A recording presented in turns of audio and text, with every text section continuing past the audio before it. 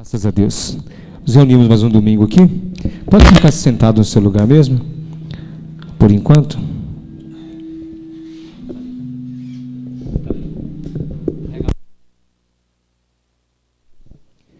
Graças a Deus.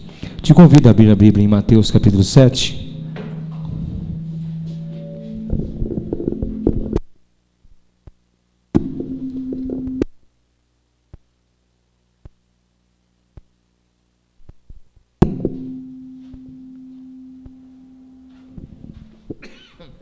Graças a Deus.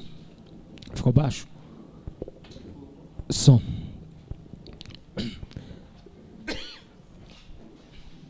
Secou a garganta aqui, mano.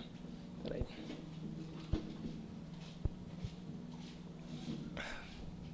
Aí. Graças a Deus. Vamos ler Mateus capítulo 6. Mateus 6, verso 31. Em diante, vamos ficar de pé.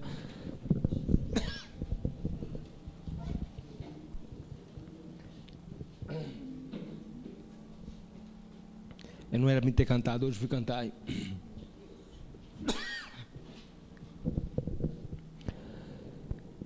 A partir do verso 31 diz assim: Não andeis, pois, inquietos, dizendo: que comeremos, ou que beberemos, ou com que nos vestiremos? Porque todas essas coisas os gentios procuram. De certo, o vosso Pai Celestial bem sabe que necessitais de todas essas coisas.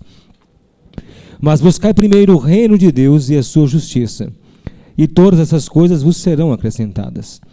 Não vos inquieteis, pois, pelo dia de amanhã, porque o dia de amanhã cuidará de si mesmo, basta a cada dia o seu mal. Graças a Deus. Senhor Jesus Cristo, que tenhamos isso como verdade, como divisa em nossas vidas, que nós, ó Deus amado, nós podemos, ó Pai amado, deixar Teu Espírito Santo operar em nós, ó Pai, nos dar tranquilidade para as nossas vidas, como o Senhor tem prometido. Nos abençoe, meu Deus, nós te pedimos o nome santo de Jesus Cristo. Amém. Graças a Deus. Aleluia. Graças a Deus. Pode se assentar. Engraçado, está difícil hoje esse som.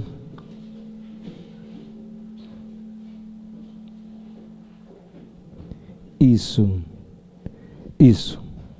Já agora foi.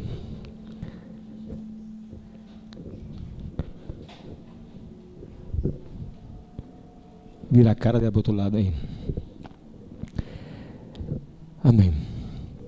Semana passada nós falamos sobre o que mesmo? Qual foi o assunto do domingo passado? Milagres, não foi isso? Começamos a falar sobre milagres. Então olha para mim aqui. Se você não está me vendo, chega de ladinho assim, dá uma olhada para cá. Quem não está me vendo aqui é só o irmão do Jadson, que acho que não está me vendo aí, ó. Aí, ó, escondi dele. Putz, aí, já foi. Agora foi. Não é isso? O que eu falei semana passada? Que para você, durante a semana, Deus ia lembrar de vocês, de milagres que tem acontecido na vida de vocês, que aconteceu no passado, na história de vocês. Redá um pouquinho aí, você me vê. Putz, agora deu. Né? Que acontece na vida da gente no dia a dia, e a gente toma isso, às vezes, a gente esquece, e a gente acha que milagre é só a ressurreição de Lázaro, a multiplicação dos pães e dos peixes, acha que os milagres são só aquelas coisas extraordinárias.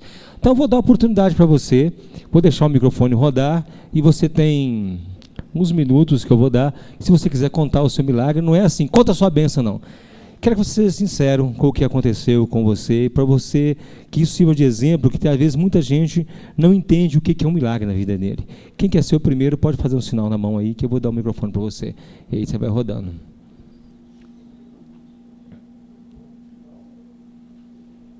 Irmão Demir, Cida não estava aqui semana passada, vocês não estavam aqui semana passada. Jairo?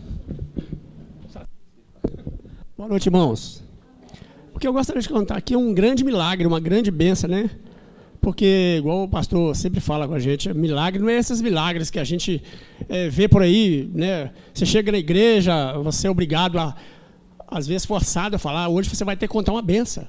Não é isso não, um milagre é um milagre mesmo, um milagre de fé no Senhor Jesus. Então, quando eu estava recente aqui, vindo aqui para a igreja, o meu netinho de 2 aninhos, a minha esposa saiu, mas a minha menina E eu fiquei sozinho com meu netinho em casa. Elas deram uma saída, não me lembro mais o que elas foram fazer. E de repente o menino começou, ele vomitou, né? E eu achei estranho, porque ele não tinha comido muito, aquela coisa toda. E de repente, na mesma hora, ele foi inchando. Eu fiquei muito assustado, inchando de uma forma, sabe? E aí eu fiquei muito espantado, sem saber o que estava acontecendo. E aí eu peguei, coloquei, ele estava lá no sofá, eu peguei, me debrucei em cima dele e comecei a clamar o nome de Jesus, pedindo, Jesus, misericórdia, porque é só pela misericórdia, igual o Neilton cansa de falar com a gente aqui, que é pela misericórdia, que nós mesmos não somos merecedor, mas Deus é misericordioso. E aí eu comecei a clamar o nome do Senhor Jesus. Jesus, tem misericórdia de nós, tem misericórdia do meu netinho aqui, meu Deus. E comecei a chorar. E de repente, ele acalmou. E no outro dia, a minha esposa foi levar ele para o hospital. Levou ele ficou... Quando eles chegaram com ele, falou, foi bom vocês terem vindo com ele, porque o caso dele é grave. É um problema renal. E ele foi inchando, na mesma hora eu fiquei muito assustado, é um problema renal. E ele ficou muitos dias internado. E Deus agiu ali, naquele momento. Então essa foi a benção, o milagre. O médico falou que não tinha cura. Eles, do jeito que o médico falou, a gente era para ter levado ele bem antes, mas a gente nem sabia que ele estava com esse tipo de problema. Ele falou assim, é grave, o problema do menino é grave. E olhou assim, no sentido de querer culpar a gente. Viu, mãe? É grave. Mas Deus estava no controle, né, irmãos? Deus estava no controle e falou que não tinha cura. Mas Deus fez o milagre ali naquela vida, na nossa vida. Amém? Essa é a grande bênção. Glória a Deus. Oi? Não faz mais nada, acabou. Passou tudo, E eu também, recentemente, vindo também para a igreja, e eu tinha um problema respiratório há muitos anos, um problema respiratório que eu respirava, eu só tinha 80% de respiração, só 80%. E eu sofri a vida toda, desde de criança, com aquele problema respiratório. Aí eu fui no médico, o médico constatou, você tem um desvio septo. Um desvio septo, e do lado esquerdo você tem um tumor. Aí eu fui para casa chorando, pedindo a Deus, misericórdia, meu Deus, tem misericórdia de nós, meu Deus. Eu sei que nós não somos merecedores, mas tem misericórdia de nós. Fui clamando o nome de Jesus, e ele falou, você vai voltar, marcou uma outra data para a gente voltar. Voltei. Ele falou, Jairo, nós estamos com medo de fazer a sua cirurgia, porque ela é uma cirurgia muito delicada, cirurgia de risco. Ela pode trazer uma sequela muito, muito grande. Tem muita possibilidade de trazer uma sequela. Aí eu fiquei perdido, né, gente? Fiquei fora do chão. Mas continuei aclamando ao nome de Jesus. Aí eu voltei, no dia no seguinte que marcou para mim voltar, voltei. Ele falou para mim assim, já nós decidimos. Ele falou que não queria fazer minha cirurgia, que era de risco. Mas quando a gente voltou, ele falou, vamos fazer a sua cirurgia. Nós decidimos a fazer a cirurgia. Aí eu comecei a louvar o nome do Senhor, porque Deus é misericordioso. Falei, Deus vai fazer uma obra na minha vida. Aí marcou o dia da cirurgia. E eu ali fazendo a cirurgia, estava ali anestesiado. De repente, quando começo a voltar assim da anestesia, eu vejo os médicos pulando, né, pulando de alegria e acenando para mim, dando, né, joia, porque tinha sido bem sucedida a cirurgia. Então Deus estava no controle, gente. Esse é o milagre na nossa vida. É nós clamar, às vezes, não ficar dependendo, eu vou fazer uma corrente disso, vou fazer uma corrente para aquilo. Não. É nós clamar o nome de Jesus, pedir a Deus misericórdia, que Ele é misericordioso, e Ele faz o milagre na nossa vida. Esse é o milagre que Ele fez na nossa vida. Amém? Glória a Deus. Eu agradeço a oportunidade. Alguém mais? Pastor. Boa noite, igreja. Queria falar de um livramento que eu tive alguns anos atrás, que eu estava no meu carro de trabalho, numa Fiat Dobro, que eu estava andando muito chutado com ela, eu estava correndo muito.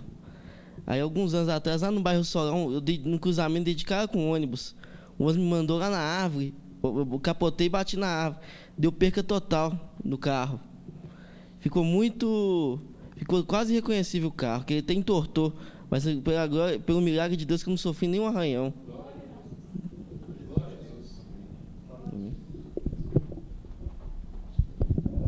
Boa noite, graça.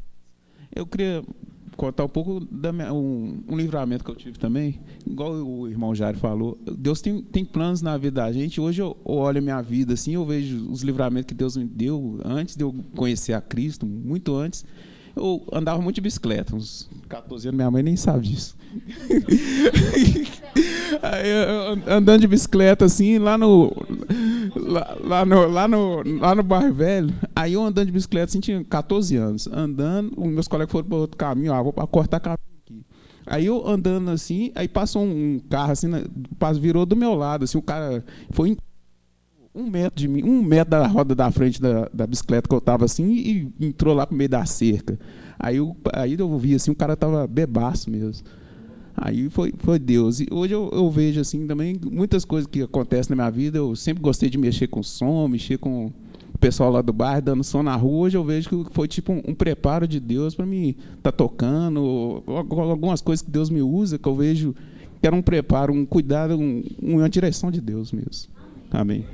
Glória a Deus.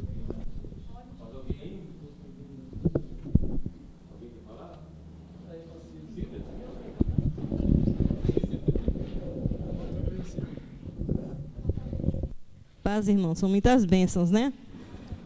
Antes de eu ter o Rafael e Rafaela, eu tive uma filha, né? Aí ela estava morta e tinha 2 dias que eu estava tentando ganhar ela e sofrendo com muita dor, né? Aí quando a médica falou comigo, na hora dela nascer, agora é só eu e você. Ia ter que fazer fósforo, então cesariana, porque já estava morta, né? Aí eu falei assim, é eu e você, mas primeiro Deus.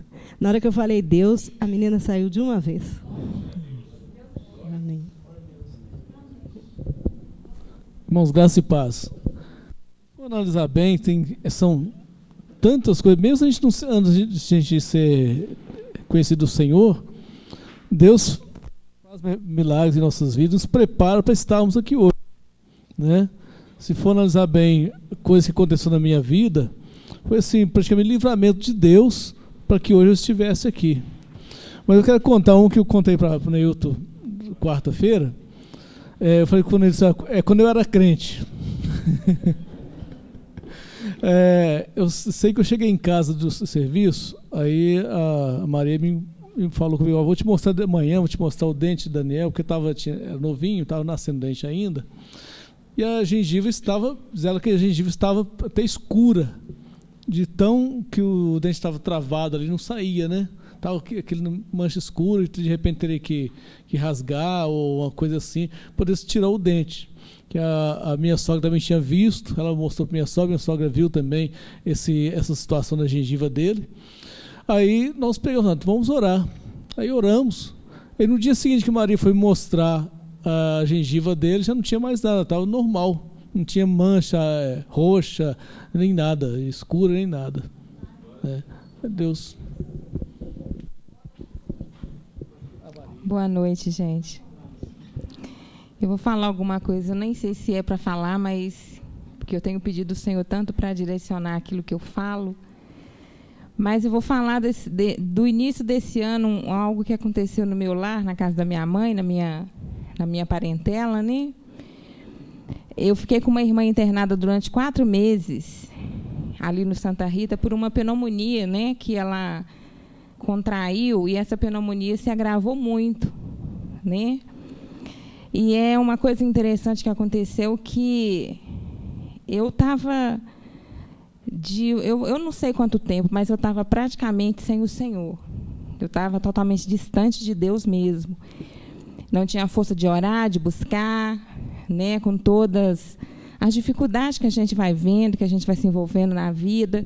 A gente vai deixando o Senhor de lado, de pouquinho, e quando a gente vê, a gente está muito distante dele, né?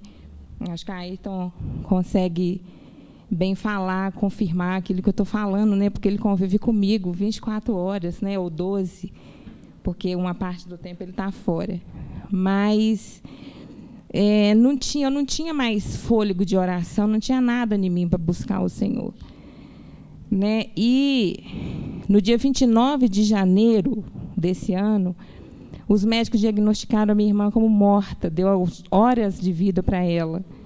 Né? Ligaram lá no meu serviço, a minha irmã me ligou e me falou, olha, os médicos falaram que é para reunir todo mundo, que pode todo mundo vir visitar, porque vocês estão perdendo ela, nós estamos perdendo ela. E eu comecei a chorar naquele dia, eu vim do serviço mais cedo, porque eu não tinha força de continuar ali, porque era praticamente um óbito, literalmente era um óbito que estava acontecendo. Mas o Senhor é misericordioso, né?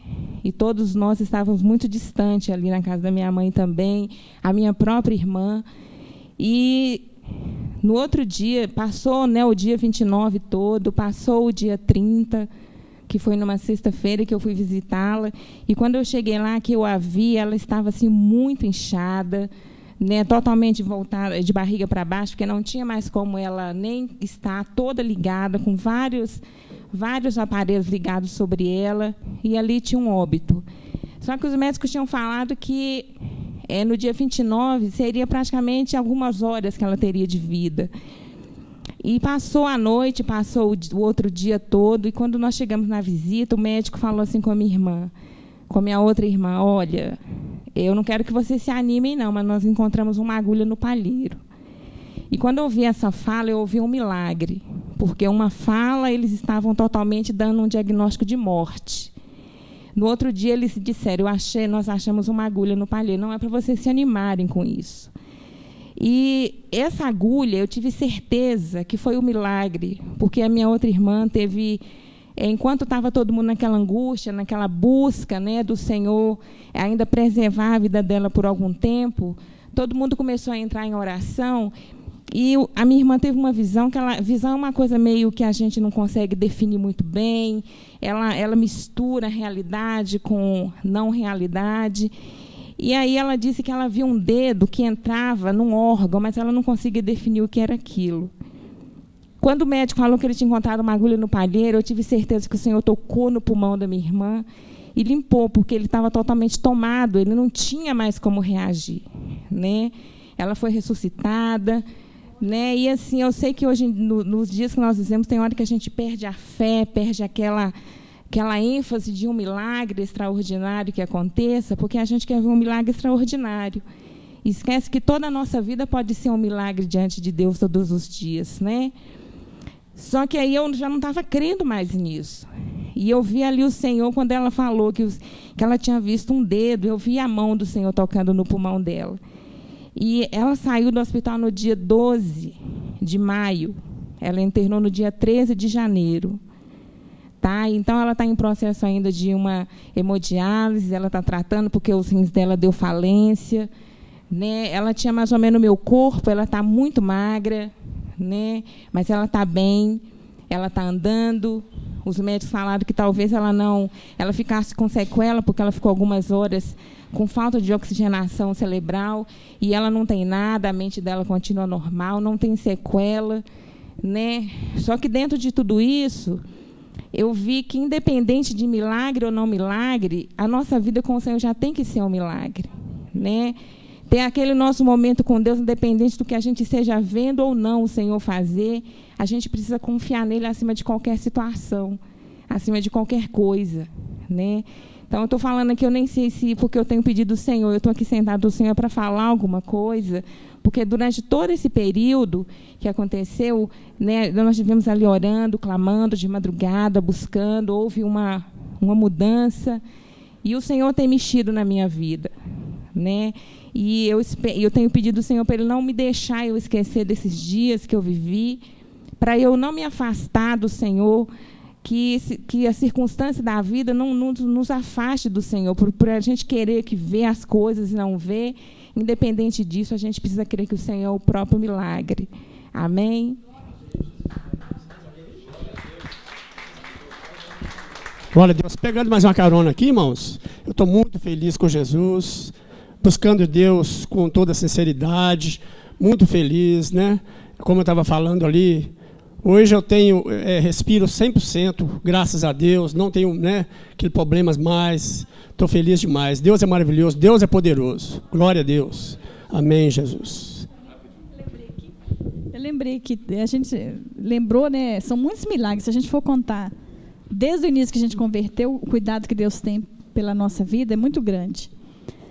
A primeira, mas essa semana passada, né, teve um milagre. Eu contei para meus colegas tudo esse trabalho e eles acharam assim uma coisa fenomenal. Mas para mim foi Deus que cuidou. Eu sei que foi Deus que cuidou de mim. Foi essa semana passada, a mãe da minha colega faleceu com 74 anos e ela foi feito velório lá no Bosque da Esperança, lá perto de Santa Luzia, né? E o meu chefe liberou.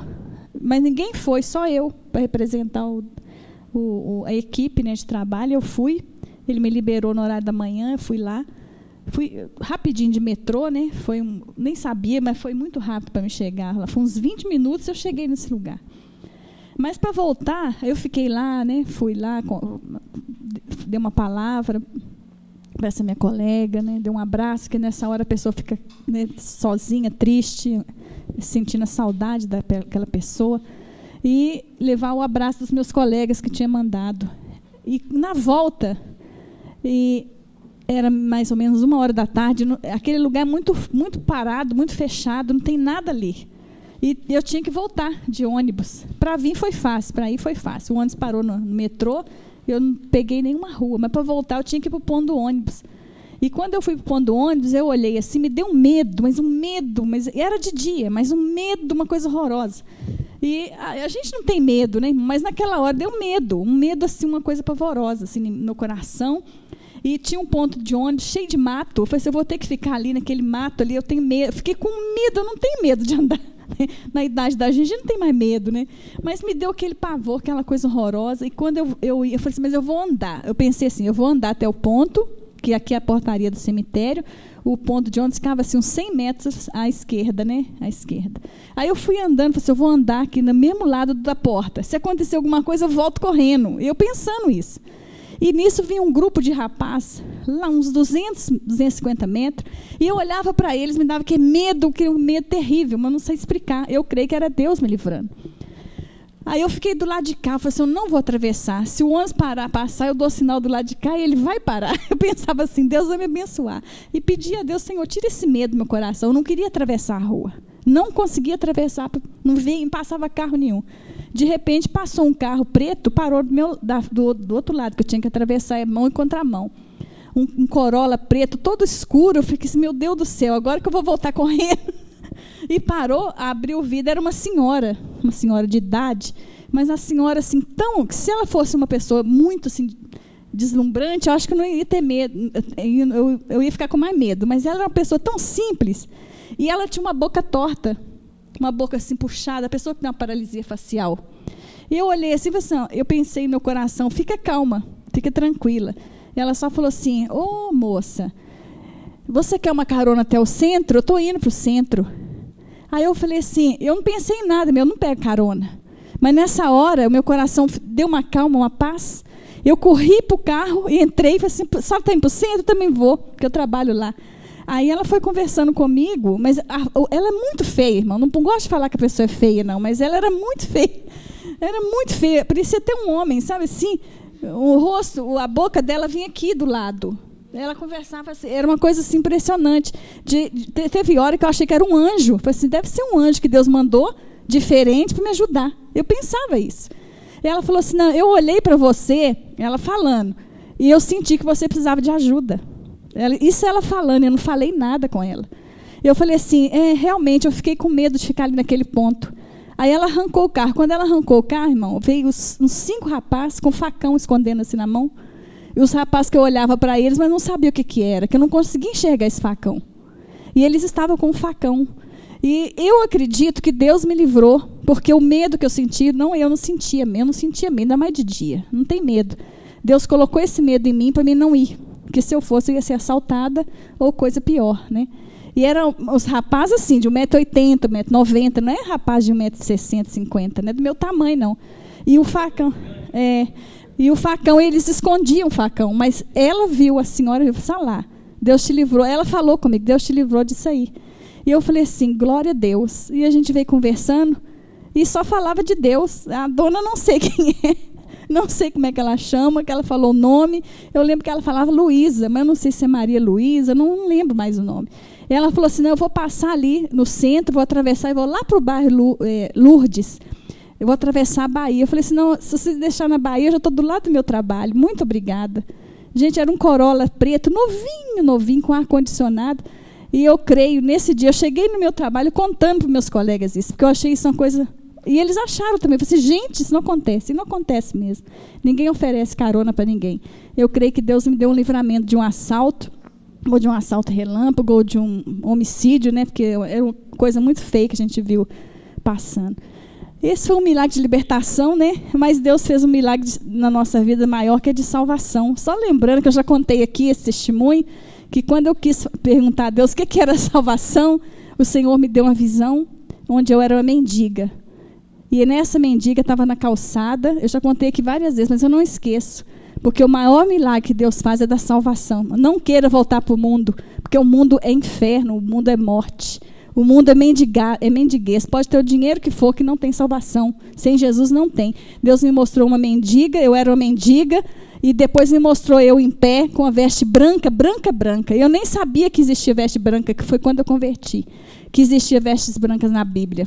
Porque eu não tinha lido essa parte. Deus me mostrou vestida de branco, e o Espírito Santo falou comigo uma semana depois, porque eu não entendia o sonho, por que eu era mendiga, né? E depois eu estava vestida de branco.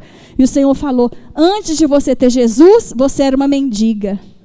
Mas agora que você tem Jesus, você é limpa, você é especial. E nós somos salvos, nós somos especiais sim.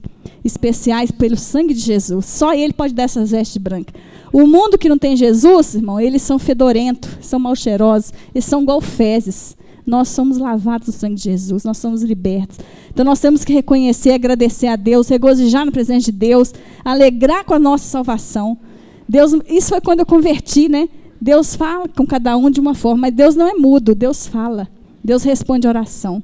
E essa foi o maior milagre. E Deus vai cuidando da gente, sim, cada dia. Esse cuidado dessa semana foi esse. E eu agradeço a Deus mesmo, porque Ele liberta, Ele salva e Ele cuida da gente. Amém? Glória a Deus. Você está vendo? Isso aqui, a gente não está fazendo uma sessão de conta bem seu irmão. Não, não é isso. O texto que nós lemos em Mateus, que falou, buscar primeiro o reino de Deus, e essas coisas serão acrescentadas. Tem se torcido esse texto, nós sabemos como torce esse texto, como esse texto ele é virado ao avesso, né?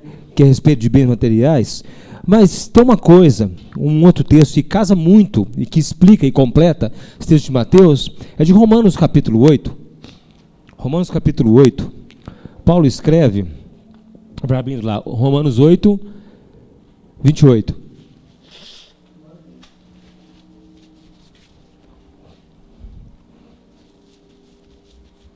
Quem aqui já tem a sua vida completa, que não precisa de nada aqui? Quem tem a vida completa? Não precisa de mais nada.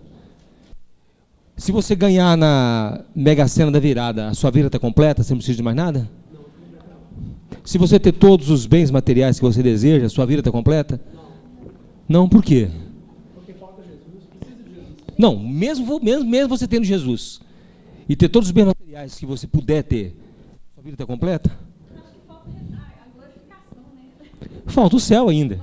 Você tem tudo que é relativo ao céu. Você não tem ainda a vida eterna, você não está lá ainda. Mas Romanos 8, 28 faz assim, ó, e sabemos, temos consciência, presta atenção no que Paulo escreve, e sabemos. Ele não fala assim, eu sei. Fala, nós sabemos. Então, pelo assunto que ele já está tratando no livro de Romanos, ele fala, nós sabemos. O que é saber? Saber é ter a consciência, não é? Ter a consciência de. Então nós temos a consciência, nós aprendemos que todas as coisas, ele não exclui aqui as coisas ruins, não fala assim, todas as boas coisas, ele fala todas as ótimas coisas, fala todas as coisas contribuem juntamente para o bem daqueles que amam a Deus, aqueles que são chamados segundo o seu propósito. Todas as coisas é o conjunto da vida. tudo que acontece em nossa vida contribui para o nosso bem. Quer seja até mesmo doença, até uma coisa ruim, contribui para o nosso crescimento. Contribui para a nossa estabilização, estabilizar a nossa fé. Isso tudo tem um nome. Isso tudo nós falamos, que vocês contaram, nós contamos semana passada, né? E a minha mãe não está aqui, acho que eu vou contar esse testemunho que parece uma coisa de filme. Parece uma coisa, sim, digna de filme. Quem me contou foi a minha mãe. A testemunha foi a minha tia, que já não está mais entre nós. Ela morreu, né? Nós vamos contar com ela na glória. Era crente também. E eu vou contar uma coisa que parece uma coisa sobrenatural. É sobrenatural. Lembra da semana passada também eu contei a respeito do tênis? Até hoje eu não entendo isso. Para mim é uma coisa sobrenatural. Você sabe, né, Mondemir? Você sabe que eu já contei isso, né? Acho que da minha mãe, já contei da minha mãe? Da Kombi? Já contei, né? Já contei para todo mundo sabe, né? Quem não sabe, levanta a mão. A história da Kombi. Então eu vou contar a história da Kombi. Tinha uma tia minha, Rita, ela estava com câncer de mama. E o câncer dela espalhou, foi para o pulmão, para a tireoide. E aí ela saía lá de São Pedro dos Ferros, uma cidade a 200 km daqui. Saiu daqui, 200 km daqui. Então ela vinha, se você não sabe, todo dia de manhã você pode ir nesses hospitais, Santa Casa, esses hospitais, só das clínicas, Mário Pena, você vai ver carros do interior vindo. Sempre você vai ver isso. Então minha tia vinha num desses carros do interior, da prefeitura, para fazer a quimioterapia aqui. Fazia lá no Ipseng. E aí ela vinha de manhã sozinha, Sueli tinha conseguido conhecer a Rita, né? Quem chegou a conhecer a Rita, minha tia, com poucas pessoas aqui, né? Poucas pessoas, né? Então ela vinha fazer quimioterapia e depois ela ia embora. Para ela ir embora, a minha mãe encontrava com ela lá no Ipseng e de lá ela descia no carro para a cidade. Para minha tia não viajar sozinha e tal, né? Ela acompanhava minha tia na quimioterapia e descia. E aí, nesse dia, a minha tia passou muito mal. Dentro da Fiorino, estava atrás da Fiorino, né? Quem conhece aqui em ambulância sabe que atrás é desconfortável pra caramba, né? E ela sentada, tinha mais gente no carro, né? Tinha gente na frente, gente atrás, além da minha tia e minha mãe, e minha tia começou a passar mal, e aí minha mãe pediu para o motorista parar. Essa estrada de João Monlevade, quantas curvas ela tem? Acho que é 200 das curvas, né? Que ela tem até João Monlevade. Para você ter ideia, 200 e poucas curvas de Belo Horizonte até João Monlevade, tem 200 e poucas curvas. E ali ela começou a passar mal. Na metade do caminho de João Monlevade, começou a passar mal. E aí minha mãe pediu para o motorista parar. Aí o motorista parou, minha tia desceu, encostou numa pedra, assim, passando mal, fazendo vômito e toda a bamba. Minha mãe afastou um pouquinho e falou: Senhor Deus, o senhor trouxe a Rita para morrer aqui no meio do nada? Né?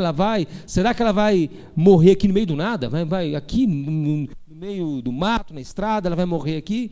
Diz mãe que ela acabou de orar, aí ela olhou assim na estrada, virou assim uma Kombi, numa curva, branquinha, uma Kombi branquinha, e veio andando e parou atrás da Fiorino.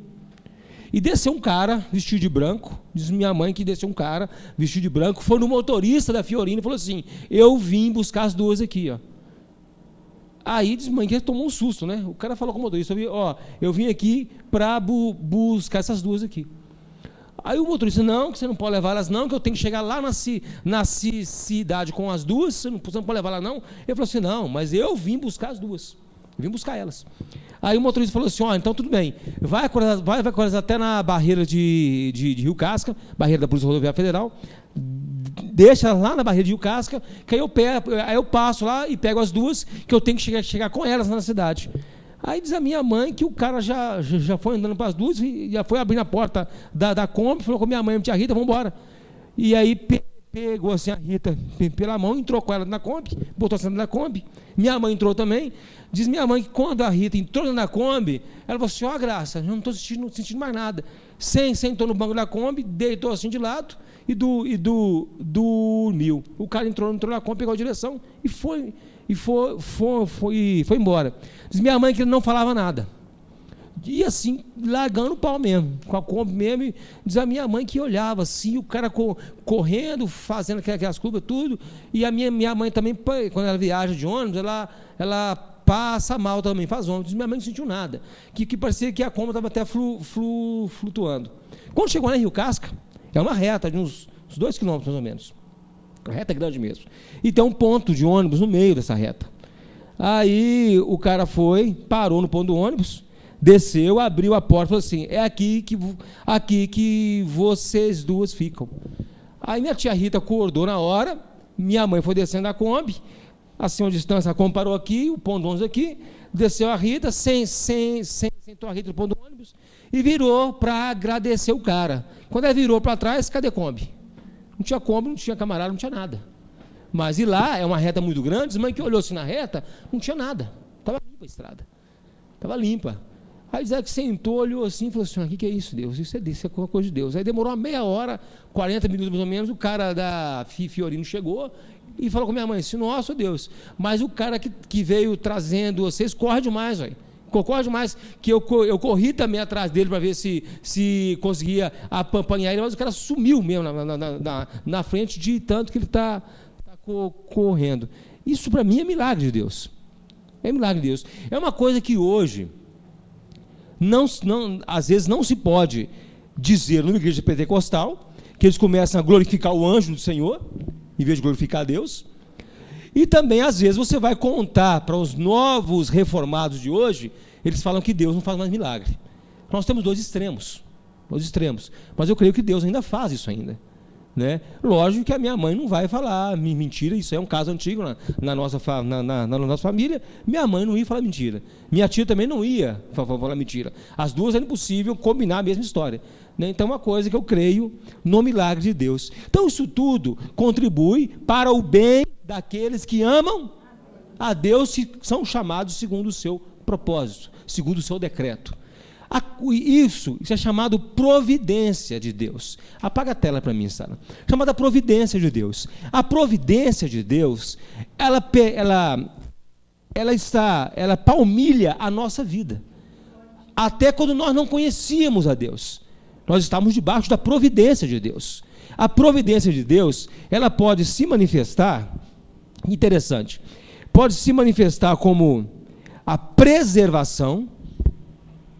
Deus nos preservou, igual o Valdinei falou, né, Valdinei? Você foi preservado, preservou a sua vida. O cara estava bêbado, mais um pouquinho, passava por você. Uma vez também eu estava numa bicicleta no BR, eu não gosto de bicicleta, eu gosto, mas não tenho intimidade com bicicleta. Eu estava andando numa Calói 10, na BR de Costa, né? Pedalando, de repente me deu na cabeça, eu estava no meio da BR, me deu na cabeça de ir para o acostamento. Eu fiz a curva no meio da pista, eu cismei, quando eu fiz para o acostamento, passou um bitrem de cana, passou colado em mim, um bitrem de cana. Se eu estivesse na frente, eu ia virar pastel. Né? Uma vez também estava de carrinho de rolimã, eu gostava dessa BR. Eu andava de carrinho de guia também, deitei, né, no carrinho, estou lá, aí você não escuta mais nada, né? Aí estou indo, quando eu virei assim, ó, um cara num bitrem de cana, rachando os bicos, os colegas meus falando que ele andou uns 100 metros atrás de mim, devagarzinho, eu na frente dele, ia devagarzinho, andando atrás de mim. Quando eu virei, ele pá, eu juntei carrinho, tudo embora. Aí que eu fui assustar. Então, preservação. Deus nos preserva. Deus preserva bêbado de criança, parece, né? Então o que? A preservação já está sobre a nossa vida. Já estava desde que. Agora, quando começa a preservação de Deus na nossa vida? Quando éramos uma substância informe no útero da nossa mãe. Ele já nos conhecia. Em Salmos fala que todos os nossos dias estavam escritos, estavam contados. Então a preservação de Deus, Ele nos guarda. Eu saí de casa agora, estava passando no programa lá do Rodrigo Faro, eu dou uma mulher lá que a mãe, desde o útero, queria matar ela. Deu um tiro, a mãe ficou sabendo que estava grávida, deu um tiro na barriga para ver se matava o neném. Vocês viram isso agora? Eu não vi o resto, não. A gente estava assistindo só um pedaço. A mãe, portanto, eu estou grávida, não, em vez de queria fazer aborto, mas pegou o revólver, deu um tiro na barriga para matar o neném. Né? E aí tem muitas histórias que é a preservação de Deus. Deus preserva a nossa vida. Agora, Deus preserva a vida do ímpio também? Também preserva a vida do ímpio, para servir como justiça. Está vendo? Aquele dia era para você ter morrido, mas eu preservei a sua vida para ver se você se convertia. Mas você não se converteu, você não deu glória para mim. Dá oportunidade. Então a preservação de Deus é como se o braço dele, a providência dele. Salmos 109, 27. Alguém para mim lê bem alto, Salmos 109, 27. A providência de Deus na Bíblia, você não acha essa palavra de providência, mas você acha a mão de Deus.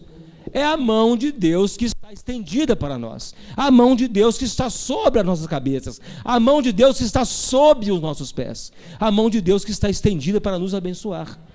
Alguém lê para mim bem alto. Para que saiba que nisso está a tua mão, que tu, Senhor, o fizeste. Que nisso está a mão de Deus e que Ele faz isso. Quem faz isso é o próprio Deus. A preservação de preservar a nossa vida, preservar a nossa integridade, preservar a nossa saúde, preservar nós como nós somos, preservar para que nós cheguemos ao conhecimento dele, cheguemos ao conhecimento pleno da salvação, sejamos salvos por Deus. Outra letra, aí que eu botei o G para me não esquecer, o governo. Deus governa este mundo. Quem governa esse mundo? Deus. E nós estamos nesse mundo, então estamos debaixo do governo de quem? De Deus.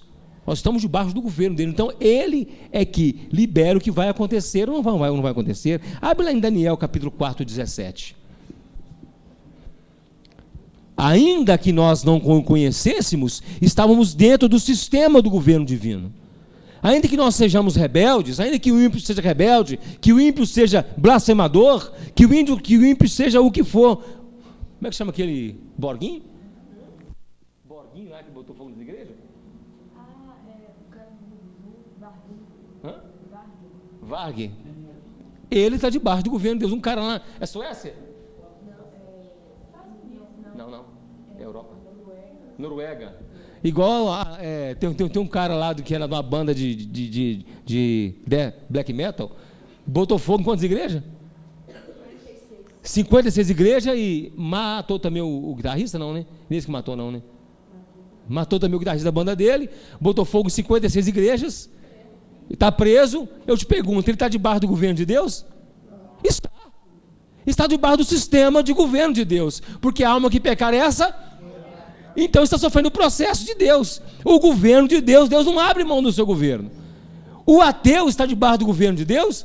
Está, ele não querendo, não existe Deus, e papapá, mas está debaixo do governo de Deus, a não ser que ele crie um sistema paralelo. Aí ele se torna o próprio Satanás, que queria criar um sistema de governo paralelo. Satanás queria sair debaixo desse governo de Deus. Ele queria um governo paralelo.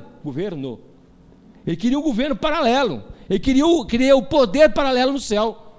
Mas mesmo assim, Deus, não, meu amigo, quem governa aqui sou eu. Quem manda aqui sou eu. Não tem governo paralelo. Não existe nenhum poder paralelo ao governo de Deus. Não existe essa coisa de você temer, morrer de medo, se borrar de medo de demônios.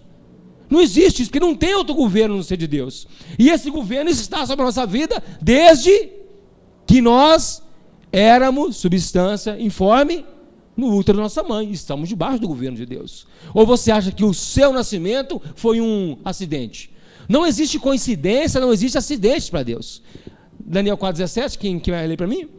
Esta sentença é do decreto dos dias, com o mandado dos santos, a fim de que conheçam os viventes que o Altíssimo tem domínio sobre o reino dos homens e o dá a quem quer. E até o mais humilde dos homens constitui sobre eles. O domínio do reino dos homens está debaixo de quem? De Deus. O domínio do reino dos homens está debaixo de Deus. Deus tem um domínio sobre tudo. Eu gosto de política, sinceramente, eu gosto de política. Gosto de política, eu não sou político, mas gosto de política, né? Sara também gosta de política, Gabriel gosta de política, né? Cara dele. Eu gosto de política. Sério, eu espero que tenha um governo nesse país. Tenho toda a minha cabeça política, toda a minha doutrinação política, eu tenho. Desde novinho, eu tenho. Mas eu sei que é governo de Deus.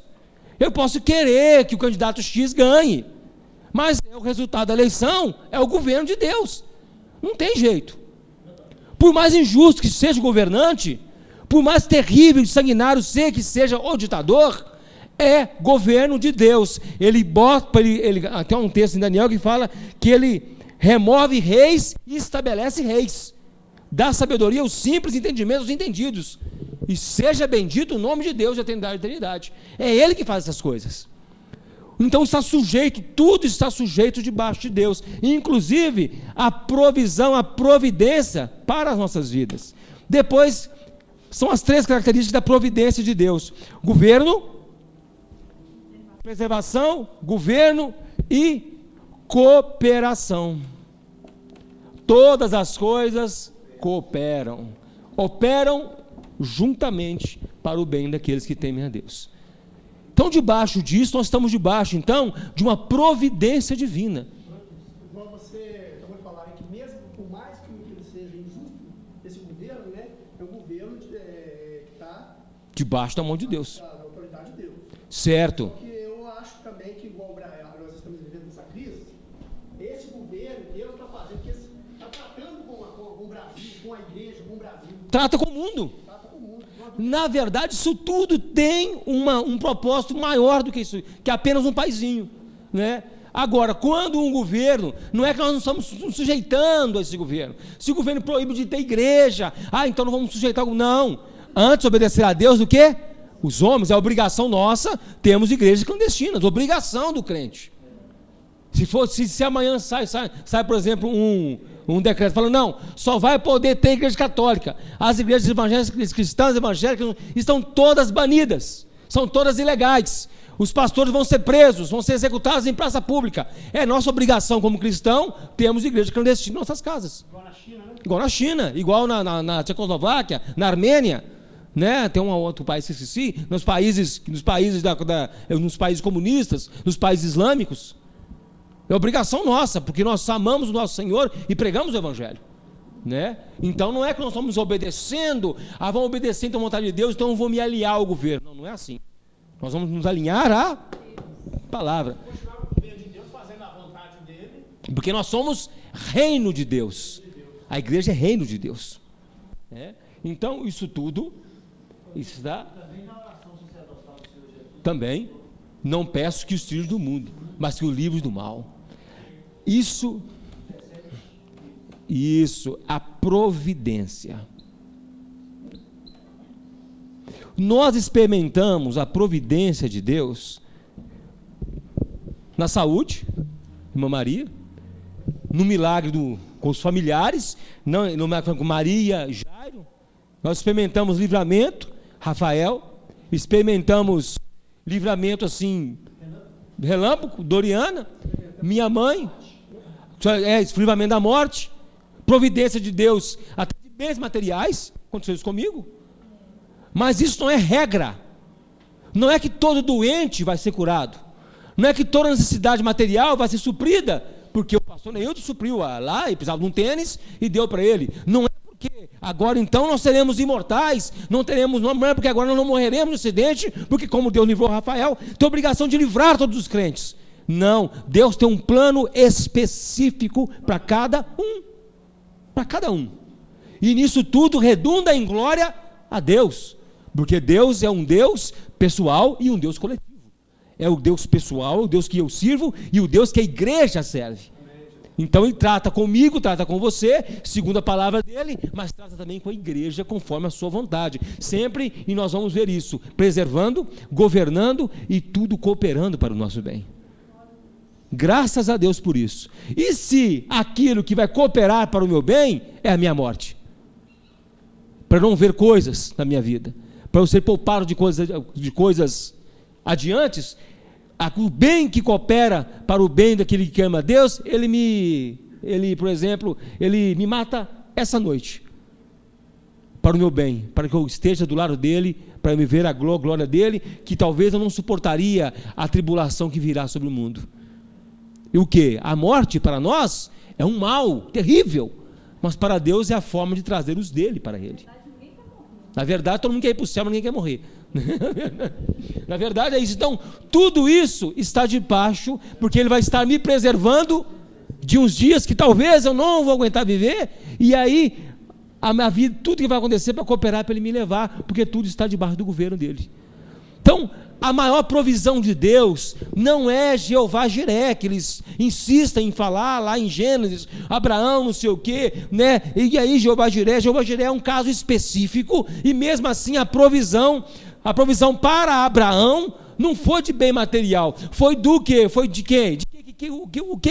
O que Deus proveu para Abraão? Um cordeiro? E o que significa o cordeiro? Salvação. Ele providenciou a salvação. Eu já preguei isso aqui antes, para você que não escutou essa pregação, deixa eu te explicar. Abraão, com cutelo na mão, estava assim? Ia matar quem? Isaac. Quando ele foi matar, veio um anjo, vai, não faça mal ao teu filho. E aí ele olha assim, porque quando ele olha, ele vê o quê? No meio de quê? Com o chifre embolado no meio de quê? No mato, nos espinhos. O que quer dizer esse quadro? Abraão com o cutelo é a ira de Deus a ser derramado sobre a humanidade. A humanidade é Isaac. Mas quando Deus vai derramar a ira sobre Isaac, quando Deus vai derramar a ira sobre a humanidade, ecoa uma voz: a quem enviarei e quem irá por nós? Aí Jesus fala: eis-me aqui, envie-me a mim. Quando ele olha, vê o cordeiro morto para ser morto no lugar da humanidade. É isso que é Jeová Jiré. É isso, a provisão da salvação para o homem. Não tem nada a ver com dinheiro isso. Não tem nada a ver com dinheiro. Tem a ver com a provisão da salvação, em que nós somos salvos da ira de Deus. E o fato do cordeiro estar emaranhado no meio dos espinhos, dos abrolhos, do mato, da sarça, é porque Jesus veio aqui, o verbo se fez carne e habitou entre nós, porque ele veio cá e experimentou a maldição humana, experimentou o que é ser homem, por você estava embolado no meio das coisas da terra, ele estava aqui no meio, mas aí eles torcem tudo a jatos, eles levam tudo por dinheiro, mas aponta só para a salvação, porque ele preservou a humanidade, porque o governo estava sobre ele, e a morte de Jesus cooperou para a nossa salvação. Isso tudo é a providência divina. Eles falam assim: quem vai sacrificar o seu Isaac? Quem vai sacrificar? Eu não entendo isso, porque Abraão sobe com o Isaac, mas volta com ele. Então, se eu vou fazer a campanha do Isaac, eu tenho que levar o Isaac até o altar. Está aqui, pastor, meu Isaac, estou levando. Chegar e voltar com ele para o mesmo lugar, ué. Eu não posso chegar não, ué. Eu tenho que voltar com ele para voltar para o lugar, ué. Não entendo isso não. Então vamos lá. 1 Pedro 5,6, voltando no texto da mão de Deus.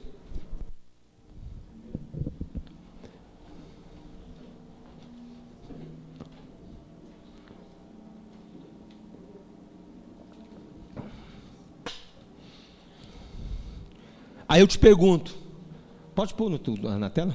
Eu te pergunto, nós vamos experimentar providência de Deus na nossa vida ainda? Vamos, muita coisa nós vamos ver que é a mão de Deus, e muita coisa você vai lembrar que a mão de Deus esteve com você ocultamente, como se nos bastidores estivesse movimentando, a Deus movimentando as águas. Que mediante a fé estáis guardados na virtude de Deus? Não, 1 Pedro 5,6. 5,6. É 1,5.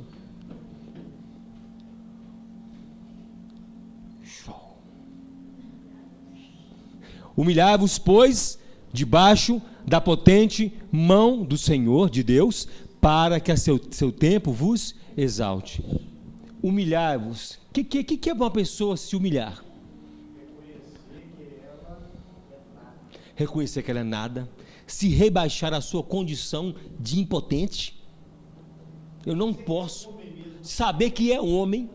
Humilhar-vos debaixo da potente providência de Deus. Porque vai chegar a hora que ela vai resolver o que tem para resolver. Então, espera. Mas as pessoas querem a coisa para hoje, ô Jadson. Quer para agora. Eu quero para agora, tem que ser agora, eu determino. É isso. Então, totalmente o contrário. Eu mando agora, quem manda aqui agora sou eu, Deus. Está achando o quê?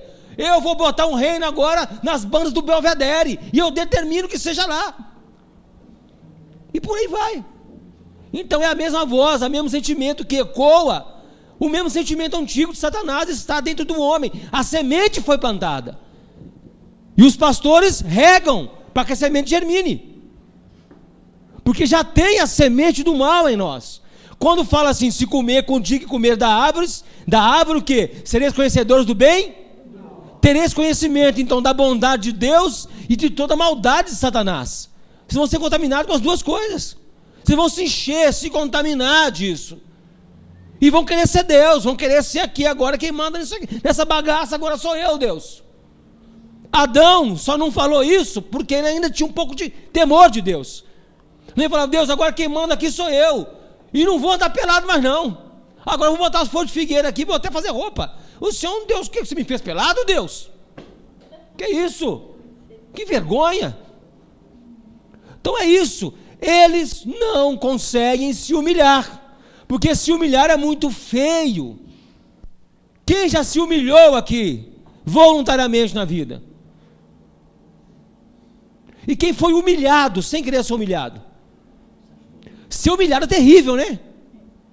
Mas nós seremos humilhados, até interessante falar isso, seremos humilhados, não por Deus, mas nós nos humilharemos quando encararmos Deus em toda a sua glória, quando chegarmos no céu. Ou você acha que você vai chegar lá igual um príncipe? Você vai chegar lá querendo se arrastar, querendo me coloquem para fora, anjos, porque eu não sou digno de estar aqui. Você vai ter aquela sensação de qualquer hora, vamos te botar para fora. Até se acostumar com o lugar. Você já chegou numa festa assim? Daqui a pouco vamos botar para fora disso aqui. Isso aqui não é para mim, não. Isso aqui não é para mim, não. É muita areia, meu caminhãozinho, nem andando 10 viagens. Vamos botar para fora. Vamos botar para fora disso aqui. Não é, Valdinei? Você sente que o negócio aqui não é assim. Né? Você sente vergonha. Fecha para mim a tela aí, sabe? Deixa fechado. Agora isso tudo o quê?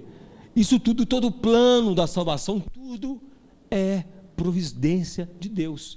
Deus providenciou Jesus Cristo, providenciou o Evangelho, providenciou o meio, providenciou o Espírito Santo para te convencer do justiça, pecado e juízo, providenciou tudo para a nossa vida, e de quebra, Ele nos dá esses lampejos de glória, esses flashes de graça, esses flashes que nós conseguimos ver a preservação dele de nós, que vai nos cuidando de nós. Agora, para que nós vamos nos desesperar? Para que nós vamos entrar agora, vamos entrar na campanha? Porque não, calma, vamos devagar. Senhor, tem misericórdia de nós. Eu sei que o Senhor está no controle, mas acalma o meu coração para eu conseguir ver aquilo que o Senhor vai fazer. Qual é a resposta que a resposta de Jesus fala com as irmãs de Lázaro? Se creres, verás a glória de Deus. Ele não falou se agires, se determinares, se fizeres a campanha, se tomares posse, não, se crer. Então calma. E crer é o quê? Eu creio em Jesus, e se eu creio em Jesus, eu sou salvo. Então eu não preciso ficar todo dia pensando, será que eu sou salvo? Não, eu sou salvo. Então se eu creio, se é só eu crer que eu sou salvo, eu tenho certeza da minha salvação, então se eu crer, eu vou ver a glória de Deus, vou ver aquilo, a providência se manifestando em minha vida.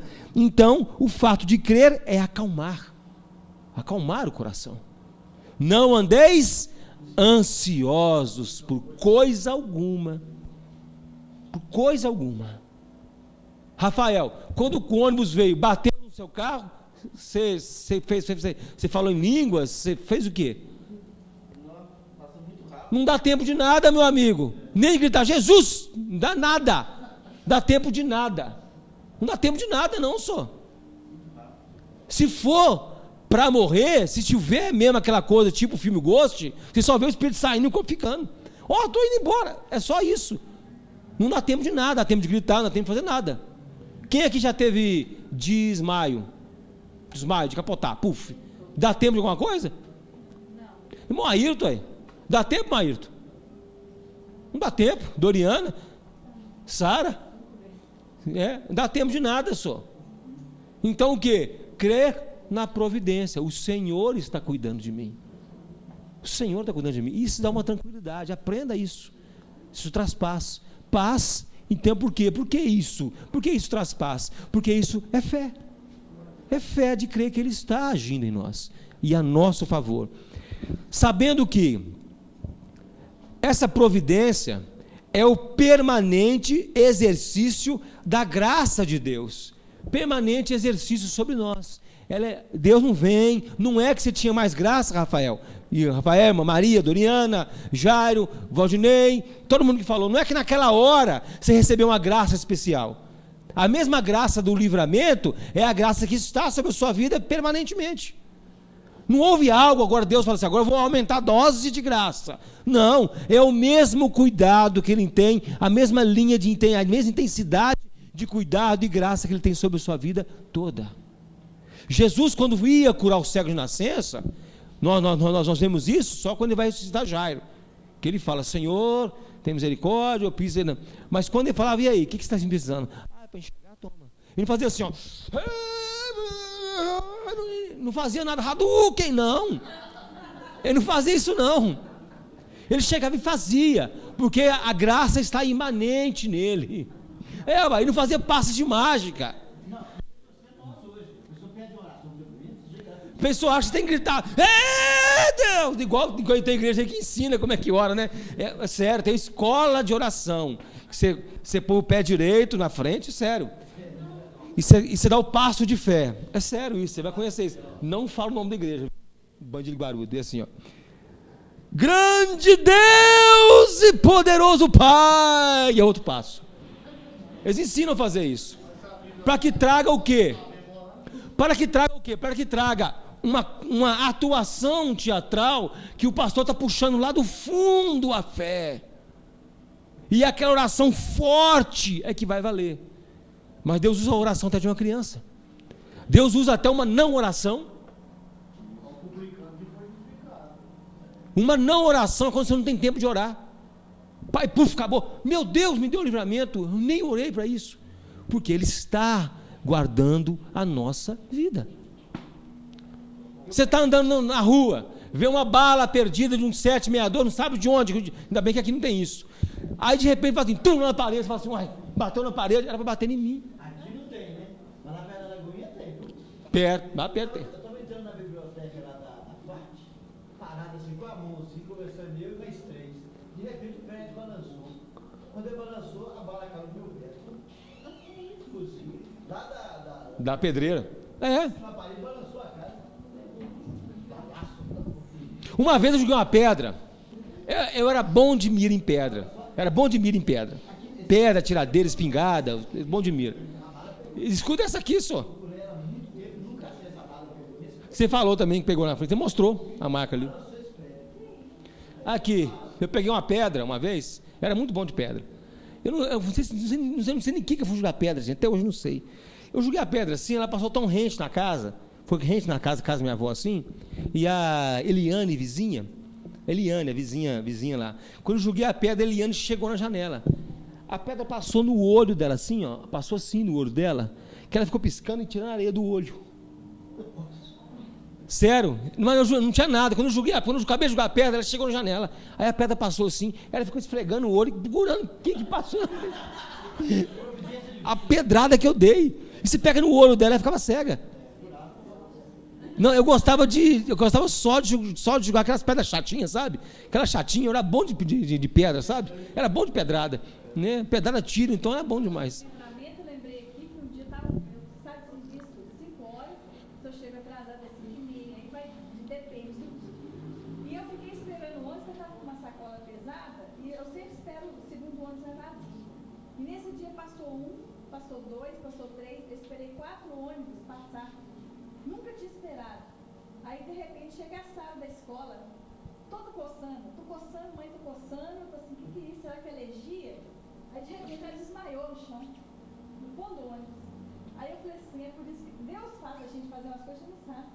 Passou 4 ônibus, e eu falei assim, vou chegar em casa tarde, mais cansada. E Doriana, ela é arada por ônibus, não pode ver o ônibus correndo. Porque eu tava com uma sacolinha sacolão dentro de tudo. Eu falei assim, eu não vou carregar esse trem pesado pro morro, vou esperar o ônibus passar lá em cima. E a Sara sai da escola às 6h30, né? Sai 6h30, ó, teve 1h30 de ônibus.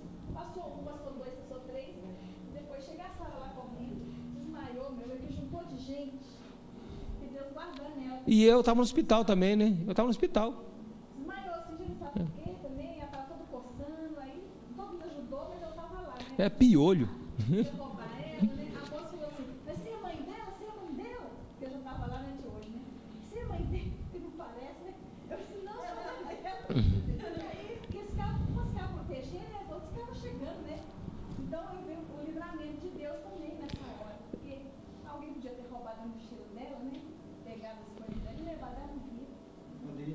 Então, o que é então? É a permanente graça de Deus, pelo qual Deus preserva todas as suas criaturas, opera em tudo que se passa no mundo e dirige todas as coisas para um determinado fim. Então, a providência de Deus, o poder dele, que ele entrega para gerenciar esse mundo, ele é que é o gerente do mundo, ele que é o dono do mundo, sobretudo. E aí, quando chega a Romanos, tudo coopera para o bem nosso, da igreja, para o bem da igreja, para o bem nosso, para o bem particular. O bem particular nosso, uma necessidade particular, nossas precisões, né? Precisões, eu preciso disso, ele vai guardando, vai levando. Agora, é tudo que a gente ora que acontece? Não é. Porque nós não sabemos orar como convém. Orais, pedis e não recebeis, porque pedistes para gastar em vossos próprios deleites.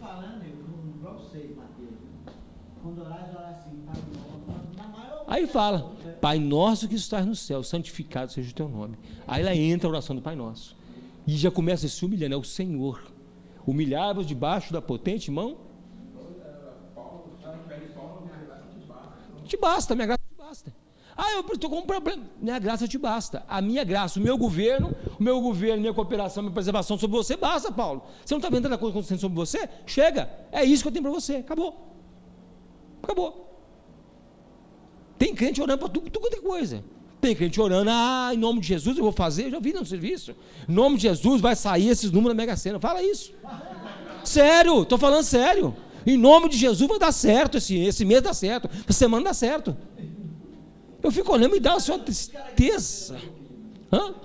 Pois é, agradecer a propina e acho que é a providência de Deus, gente.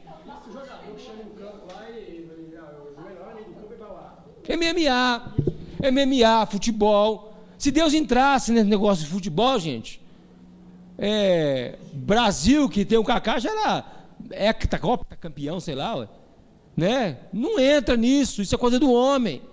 Aí os caras entram em MMA, faz o nome do pai, ora, não sei o que lá mais, outro faz um ponto de macumba, e entra lá, mas o que adianta? Isso não tem nada a ver com isso. Atleta de Cristo achando que Deus vai entrar no meio do negócio. Né? Quando o Brasil ganhou lá a Copa, que o Baixo era, acho que muçulmano, e aí, foi Deus contra lá. Não tem nada a ver isso, pelo amor de Deus. Deus não tem compromisso com isso não, senhor. Né? Deus guarda a pessoa, ser cristão pode. Guarda a pessoa, guarda a vida dele. Né? Vamos lá. Se o avião tiver com problema e tiver que cair, Deus pode, o piloto pode ser evangélico ou pode ser um islâmico, está na hora de cair, vai cair. Não, vai cair. E vai cair, cai e morre. Quando cai um avião, só tem ímpio lá dentro? Não, tem crente também, ué. Tem pastor, tem tudo a mesma coisa. Então o quê? Porque Deus tem um plano para cada coisa também.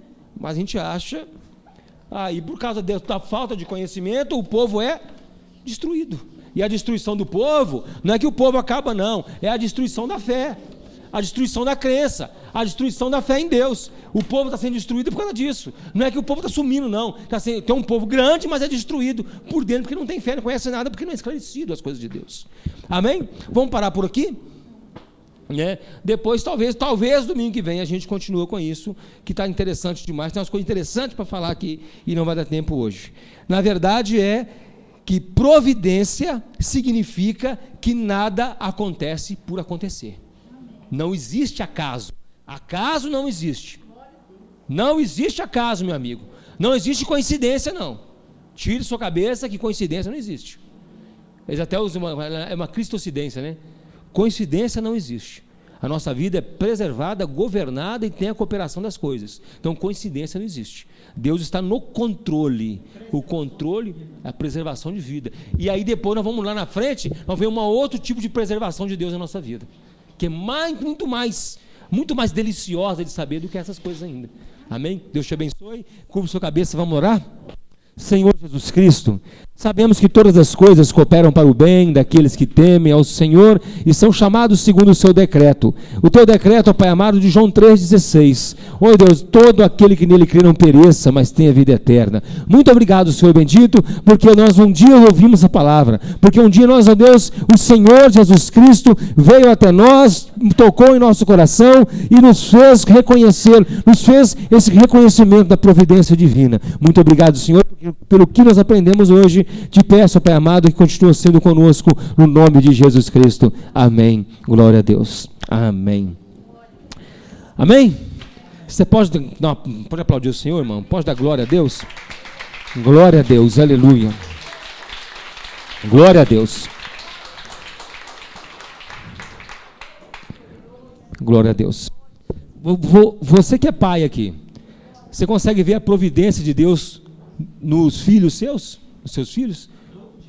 A gente vê, quando criancinha, neném, gente, a gente vê Deus, era para estar morto, toma uns tombos, pum, bate a cabeça no chão, parece que tem afunda a cabeça, o bichinho levanta e sai correndo. O que é isso?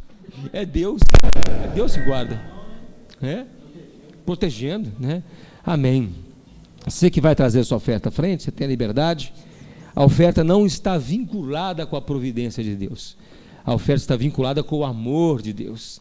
O amor de Deus nas nossas vidas, reveladas por meio de Jesus Cristo. Você tem a oportunidade de trazer a oferta à frente. Que Deus te abençoe em nome de Jesus. Vem, Senhor, minha vida oferecer como oferta de amor e sacrifício. Quero minha vida a te entregar, como oferta viva em teu altar. Pois pra te adorar foi que eu nasci.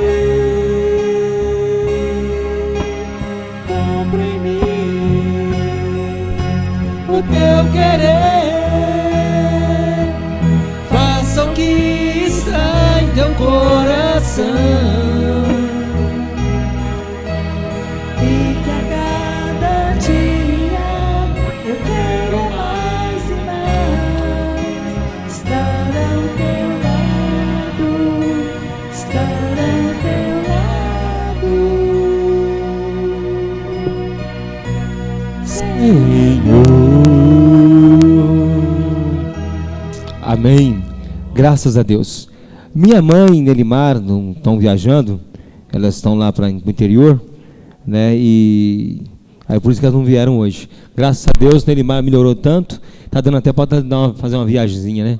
Glória a Deus. Ela só estava ficando na cama um tempo atrás aí, mas de um tempo para cá, a providência de Deus operou de tal forma que apareceu um xarope lá dos Estados Unidos e acabou com a tosse dela, né? E a gente vê a providência de Deus. Glória a Deus, né? E ela está passeando lá na casa da minha tia.